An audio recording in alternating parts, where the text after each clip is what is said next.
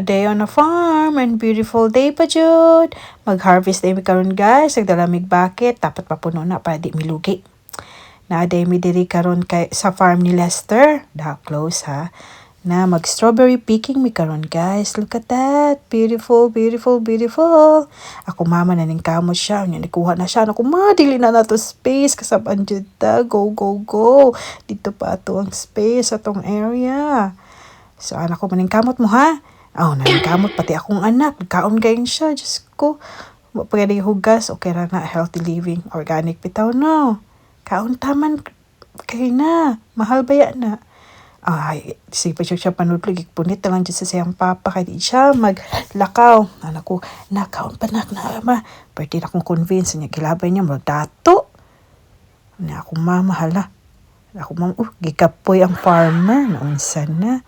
Anak ko na, bahala mo dali, maningkamot po ko kakuha dahil, sigla mo kaon na, kay po ko. Tagan po ko, tagan kay mga strawberry dira, hamburgira, nalagiyahang strawberry farm. Anak ko, tagan diri inani, mga 10 ako, mga 11, 12 na, ika-12 na ako na punit, anak ko. Tapos, pakita na ko sa akong partner. Anak ko, explain ko, awak ko gipansin. So, naato na ako sa camera. Oh, paibog na lang ko. Daghan na ng harvest, guys.